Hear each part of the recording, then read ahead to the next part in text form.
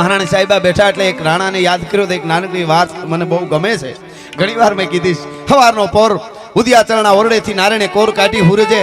શિયાળાનો સમય, પધારો બા પધારો. શિયાળાનો સમય. રાણા પ્રતાપ આખી રાત નીંદર નહીં આવેલી, પરિવારનું બધું વિચારતા હશે અને આમ ટેકે બેઠેલા, પથ્થરના ટેકે, ખોળામાં તરવાર પડી છે અને બેઠા હતા ટેકે. બેઠા બેઠા ઊંઘ આવી ગઈ. મીઠી તડકી હતી ને એટલે ઊંઘ આવી ગઈ. આમ કરીએ ને આમ ઊંઘ આવી ગઈ. એમાં ઝોલું આવી ગયું, તરત સપનું આવ્યું. સપનામાં સેજ હસી ગયા એવું સપનું આવ્યું છે. હસી ગયા અને એક હાથ મૂછ ઉપર દીધો, એક તરવારની મૂઠ ઉપર દીધો. બસ થોડુંક ઝોલું, તા નીંદર ઉડી ગઈ પાછી. બેઠા બેઠા તો કેટલીક આવે એટલે ઊભા થઈ ગયા રાણાજી અને હાલતા થઈ ગયા. રાજપૂતાણી સામેથી જોયું, એને ખબર પડી ગઈ, એને નજર પડી, આ બધું જોયું એને. નીંદર આવી ગઈ ને અહીંયા સપનામાં બધું જોયું. હાલતા થયા એટલું જ કીધું, રાણાજી હમણાં નીંદર આવી ગઈ હતી કે નહીં બેઠા બેઠા? કે હા મને ઊંઘ આવી ગઈ, ઓલી મીઠી તડકી હતી ને એટલે રાતે બહુ નીંદર નહીં આવેલી. કાંઈ વાંધો નહીં, નીંદર તો આવી ગઈ હતી પણ તમને કંઈક સપનું આવ્યું એવું લાગ્યું? કે હા સપનું મને આવી ગયું. હવે સાંભળજો, રાજપૂતાણી બોલે છે. રાજપૂતાણીએ શું કીધું ખબર? રાણાજી સપનું જે આવ્યું હોય મારે પૂછવું નથી, પણ તમને જે અત્યારે સપનું આવ્યું ને, એ જે સપનામાં જે ઘટના બની એ હકીકતમાં બને ને તે દી એને જવા દેજો, આટલું માંગુ છું, બીજું કઈ માંગતી નથી. રાણોજી ઘૂમરી ખાઈ ગયા. રાજપૂતાણીને ખબર કેમ પડી ગઈ કે મને હું સપનું આવ્યું છે, પણ પૂછ્યું નહીં. કાંઈ નહીં, ક્યારેક પૂછી લઈશ. ઊભા થઈને હાલતા થઈ ગયા. એ વાત ઉપર 6 મહિના વયા ગયા. 6 મહિના પછી હકીકતમાં એ ઘટના બની.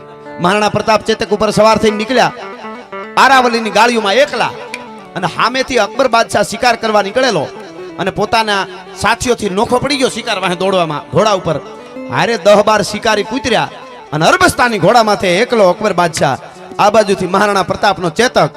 હામાં બે ઘોડા આવે, ભાગા નાખતા રકાબ કવિ ધાગા ધાગા ભારી ભાગા આગા નાવે નાહી નાકા દુકાનાથી ગાજે ગને ટોપ કાઢે નાગે તરી ભાગા હાથ ગાઈ જાતો રેજા રાગા પ્રભે નજા હરા અબે રાજ ધુમા ધુમા ધુમા ધુમા ધમા ધમા ધમા ધમા ધમા ધમા ધમા ધમા ધમા બેયના ઘોડા હામાં આવ્યા.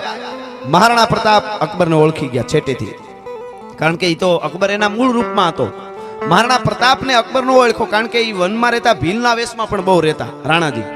એને અકબર નો ઓળખો તો નજીક આવી બે હામાં જોયું ને, રાણાજીએ વિચાર કર્યો કે એ એકલો ને હું એકલો, આજ હિસાબ ચૂકતે કરી દેવો છે. એટલો વિચાર આવ્યો ને, ત્યાં વાત યાદ આવી. 6 મહિના પહેલા સપનું આવ્યું, ઈ જ આ તો ઘટના બની. સપનું ઈ જ આવ્યું તો બે એકલા મળ્યા અને હાસીને ઈ બન્યું.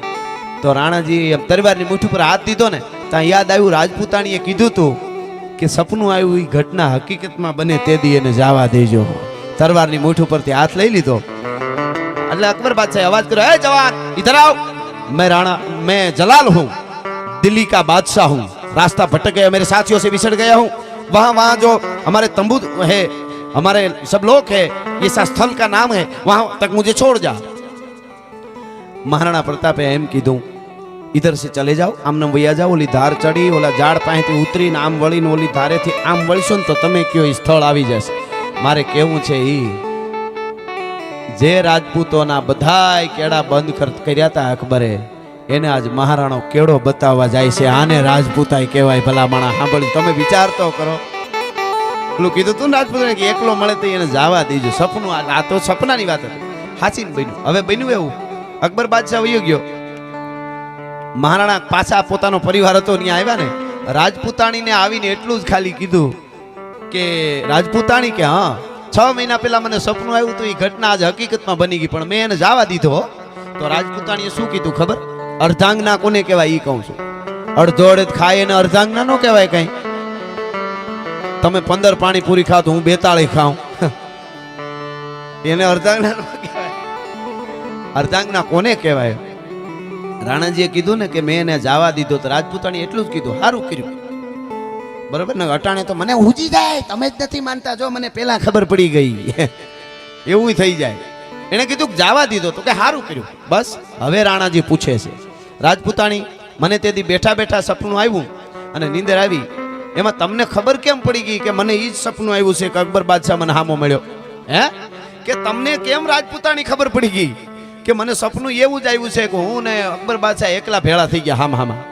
હવે રાજપૂતાણી બોલ્યા, હો સાંભળજો, આ હા હા હા, અમે એના ઉપાસક સહી ચારણો. સાંભળજો, એ શક્તિના, એ પછી શક્તિ ખોડિયાર હોય તોય ભલે, પદ્મિની મહારાણી પદ્મિની હોય તોય ભલે, અને કોઈ પણ શક્તિ હોય.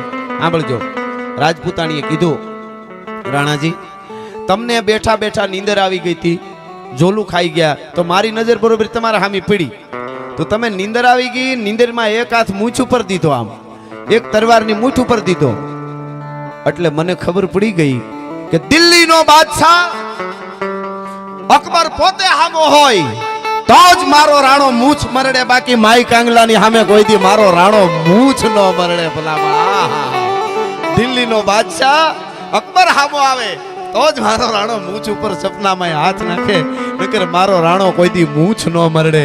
એટલે મને ખબર પડી ગઈ કે બે સપનામાં એકલા ભેળા થયા અને મારા રાણાને સપનું આવે એ બને બને ને બને, એટલે આગળ જાતા બને ને એકલો તમે એને જો મારી નાખો ને તો દુનિયા દાંત કાઢે, દગો કરીને માર્યો હોય છે. એ તો યુદ્ધના મેદાનમાં કોક દીક આવે ને ઘમાકા બોલે ત્યારે મારો તો બરાબર કહેવાય. હા હા હા, એટલે કે છે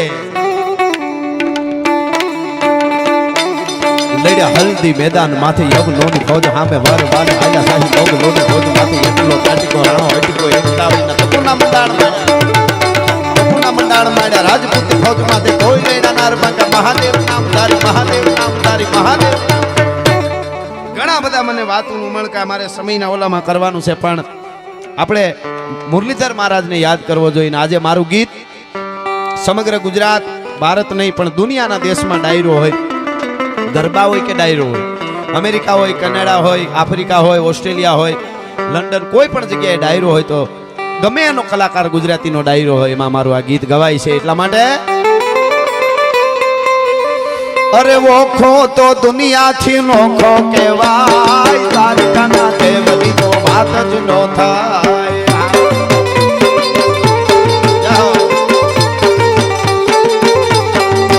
મારો ઓખો તો દુનિયાથી નોખો કહેવાય, મારા દ્વારકાના ઠાકરની વાત જ ના થાય. મીઠુડી ધરતીના મીઠા ભગવાન, દરિયાના ફળિયામાં મીઠા ભગવાન. હા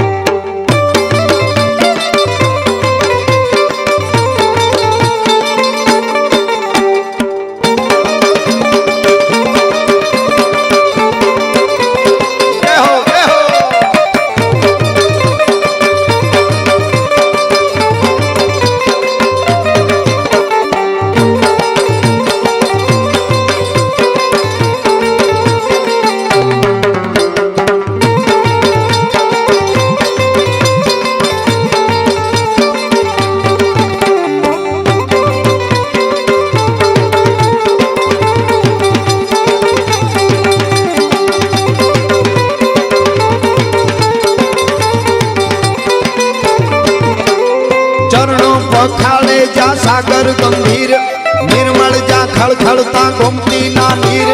ચરણો પખાડે જા સાગર ગંભીર, નિર્મળ જા ખળખળતા ગોમતી ના નીર.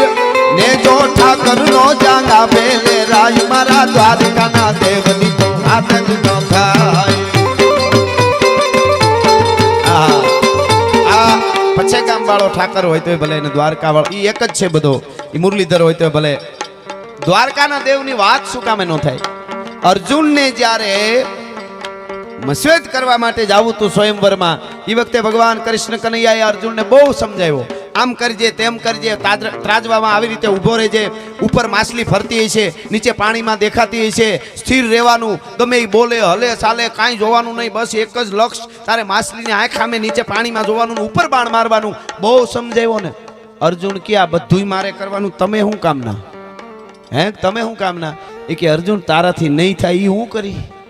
તા તો અર્જુન ગાંડી ઊંચું કર્યું, મારાથી હું ન થાય, 3 લોક તોડી નાખું. હે કે મારાથી બધુંય થાય, હું મારાથી ન થાય ને તમે કરવાના. કે અર્જુન પાણીને સ્થિર હું કરી દઈશ, એ તારી તાકાત નથી. હા હા હા હા, કોક દી વિચારજો જુવાનો. આ મુરલીધર મહારાજ છે પાણીને સ્થિર, અને કુટુંબમાં, પરિવારમાં, ઘરમાં જ્યારે બહુ હાલકલોળ થવા માંડે ને પાણી સ્થિર ન થતું હોય ને, તેથી એકવાર મુરલીધર મહારાજને કહેજો, દ્વારકા વાળો જો પાણી સ્થિર ન કરી દે તો એ રણછોડ રાય ન કહેવાય.